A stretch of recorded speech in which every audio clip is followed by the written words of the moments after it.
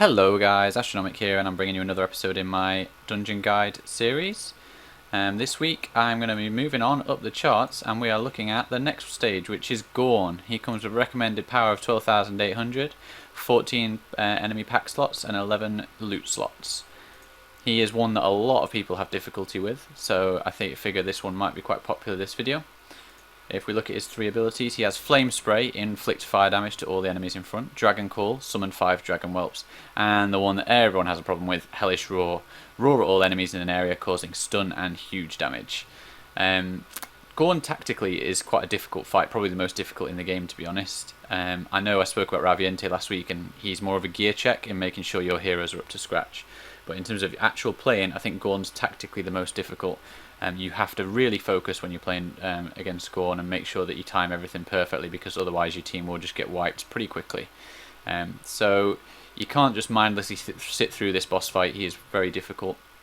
But in some ways I quite like that about him. He's a bit of a challenge, and you'll feel a sense of achievement when you complete it. So let's move on to the hero picking stage and show you some team compositions. Okay, so in terms of your team setup for this Gorn dungeon, it's pretty standard really. There's no specific roles that you need to make sure you've got. Definitely make sure you've got your healer. You're going to need Naga because you're going to have quite a lot of AoE damage in the boss fight, which you'll have to take care of. I'd probably recommend Lord Odin as well if you've got him as an extra healer, or Brute if you've got him. They're always help just to get us off healers, just to help up your party. As always, check your assist bar. If you've got some friends in high places, then make sure you use them. Friends with higher stars than you've got, friends with higher levels than you've got, things like that.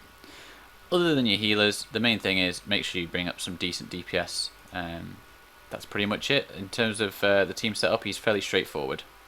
Okay, so as usual, I'm just going to fast forward through this bit. There's nothing much to see here. All the packs are pretty self-explanatory.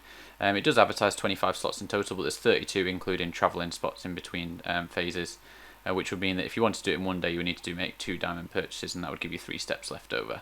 There's one waste step that you can avoid, and you can avoid this by heading to the link in the description below, where you will find a full dungeon map, which is courtesy of Starbright at the Heroes and Titans forums. As usual, thank you very much for this, Starbright. It's great that you let me put this in the video. So head over there when you're doing your dungeon, and you can avoid the wasted steps, and just head straight over to the boss if that's all you're looking to complete. Okay, so here we are at the boss. As I said, team picks fairly self-explanatory. You just need some AoE damage dealers and some decent healers, such as Naga, which will heal you through the fire AoE damage, which you can see here. The other thing that people struggle for is the invincibility. So throughout the battle, Gorn will drop some invincibility potions for you, which you can pick up, and you just need to time it perfectly to make sure that you can avoid his tail whip. As he rises into the air and you see that flash of blue light, that's when he's about to trigger his tail whip ability. So as you see him rising off the edge of the top of the screen, that's when you need to hit the invincibility, and your entire team will be invincible for the duration of the attack. If you don't time it right, your entire team will pretty much wipe and you'll have to start again. That's the main bit to watch out for. Other than that, when the drakes get summoned, make sure your AoE dealers deal damage to them as quickly as possible.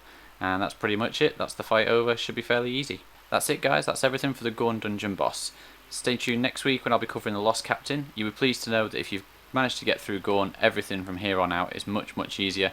The Lost Captain is a very straightforward dungeon. If you can't wait till next week, this Saturday I'll be releasing another episode of my Hero Showcase, so stay tuned for that. But if you do like what you see, as always, please like and subscribe. I'd really appreciate it, and it'll really help me out. And as well as I'll try and keep providing regular content for you.